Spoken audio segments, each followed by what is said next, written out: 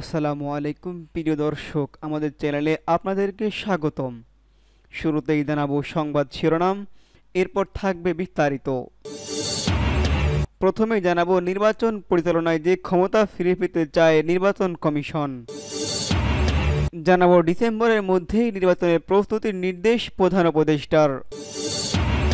এদিকে শেখ হাসিনার সঙ্গে আওয়ামী লীগেরও বিচার করা উচিত মন্তব্য মির্জা ফখরুলের। সর্বশেষ প্রধান বিচারপতি নিয়োগ সংক্রান্ত দুই বিষয়ে ঐক্যমত্য আলী রিয়াজ। শুনছিলেন সংবাদ শিরোনাম, এখন থাকবে বিস্তারিত। শুরুতেই জানাবো নির্বাচন পরিচালনায় যে ক্ষমতা ফিরে পেতে চায় নির্বাচন কমিশন। নির্বাচনে অনিয়মে বন্ধে এবার কঠোর অবস্থান নিতে চায় নির্বাচন কমিশন ইসি। এরই অংশ হিসেবে পুরো আসনের ভোট বাতিলের ক্ষমতা ফিরে পেতে চেয়েছিল সংস্থাটি। বৃহস্পতিবার 10 জুলাই রাজধানীর আগারগাঁওয়ে নির্বাচন ভবনে কমিশন সভা শেষে এই তথ্য জানান commissioner brigadier general Abul Fazal Mohammad Sanaullah. সভায় সভাপতিত্ব করেন প্রধান নির্বাচন কমিশনার এএমএম নাসির উদ্দিন। এতে অন্য 4 নির্বাচন কমিশনার, ইসির সিনিয়র সচিব ও ঊর্ধ্বতন কর্মকর্তারা উপস্থিত ছিলেন। ইসি সানাউল্লাহ বলেন, নির্বাচনে অনিয়ম হলে পুরো আসনে ভোট বন্ধের ক্ষমতা ফিরে পাওয়ার প্রস্তাব দিয়েছে হাই কমিশন।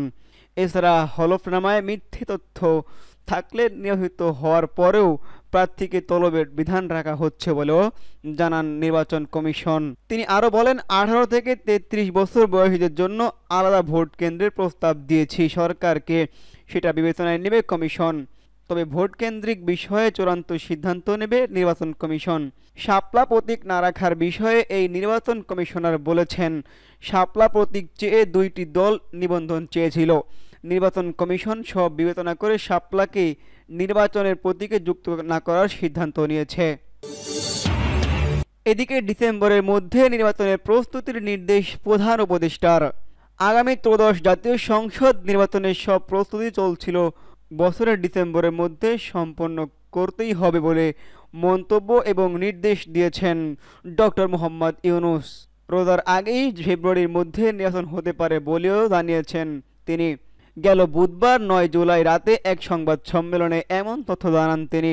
ত্রয়োদশ জাতীয় সংসদ নির্বাচনের প্রস্তুতির ব্যাপারে জানাতে তিনি সংবাদ সম্মেলনে আসেন।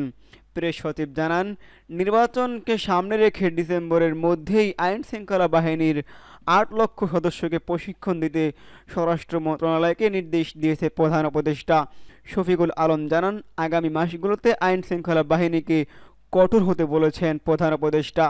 প্রেস সচিব শফিকুল আলম আরও জানান, আজ উপদেষ্টা পরিষদে প্রায় 2 ঘন্টা নির্বাচনের প্রস্তুতি মিটিং হয়েছে। অনেক গুরুত্বপূর্ণ নির্দেশনা দিয়েছেন প্রধান উপদেষ্টা। এছাড়াও শেখ হাসিনার সঙ্গে আওয়ামী লীগেরও বিচার করা উচিত মন্তব্য মির্জা ফখরুলের। শেখ হাসিনা এককভাবে গণহত্যার জন্য দায়ী অভিযোগ করে বিএনপির মহাসচিব মির্জা ফখরুল ইসলাম আলমগীর বলেছেন, তার শেখ হাসিনার পাশাপাশি ফ্যাসিস্ট আক্রমণের সঙ্গে জড়িত থাকার দল হিসেবে আওয়ামী লীগেরও বিচার হওয়া উচিত। গেল বুধবার রাজধানীর নিউরোসায়েন্স হাসপাতালে চিকিৎসাধীন বিএনপি চেয়ারপারসনের উপদেষ্টা অধ্যাপক আব্দুল কুদ্দুস এবং অধ্যাপক সিরাজউদ্দিন আহমেদকে দেখতে গিয়ে সাংবাদিকদের এক ব্রিফিংয়ে এমন মন্তব্য করেছেন মির্জা ফখরুল। সাংবাদিকদের প্রশ্নের জবাবে মির্জা ফখরুল ইসলাম বলেন, আপনারা খুব ভালো করে জানেন, আওয়ামী লীগের ফ্যাসিস্ট সরকারের আমলে নির্যাতন, হত্যা, গুম, খুনের সবচেয়ে বড় ভিকটিম আমাদের দল বিএনপি।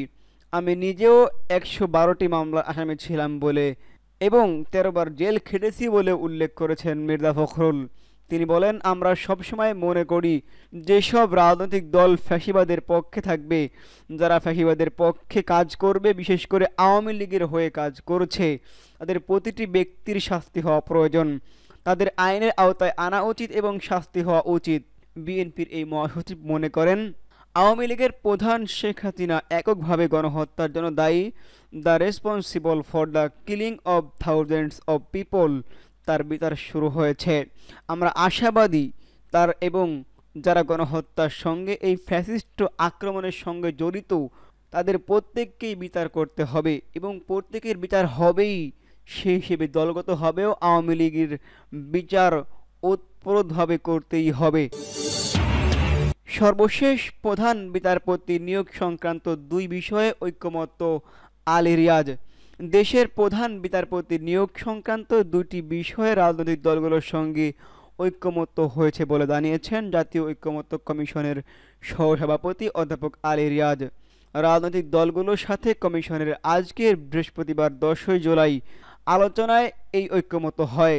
রাজনৈতিক দলগুলোর সাথে কমিশনের বৃহস্পতিবার 10ই জুলাই আলোচনায় এই ঐকমত্য হয়। রাজধানীর ফরেন সার্ভিস একাডেমির দোয়েল হলে গতকাল দ্বিতীয় পর্যায়ে 11তম দিনের আলোচনা শেষে সাংবাদিকদের ব্রিফিংয়ে এমন তথ্য জানান অধ্যাপক আলী রিয়াজ।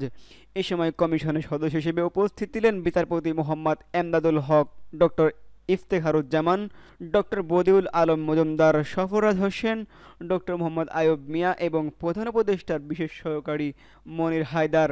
অধ্যাপক আলী রিয়াজ বলেন, রাজনৈতিক দলগুলো আজ যে দুটি বিষয়ে একমত পোষণ করেছেন সেগুলো হলো সংবিধানের 95 অনুচ্ছেদের বিদ্যমান ব্যবস্থা পরিবর্তন করা এবং রাষ্ট্রপতির আপিল বিভাগের বিচারপতিদের মধ্যে থেকে প্রধান বিচারপতি নিয়োগ করা। বিদ্যমান সংবিধানে প্রধান বিচারপতি নিয়োগের ক্ষেত্রে রাষ্ট্রপতির এমন কোনো বাধ্যবাধকতা নেই, তবে প্রধান বিচারপতি হিসেবে কর্মে নিযুক্ত জ্যেষ্ঠতম একজনকে নাকি কর্মে জ্যেষ্ঠ দুজনের মধ্যে একজনকে নিয়োগ করা হবে সেই বিষয়ে দুটি মত রয়েছে।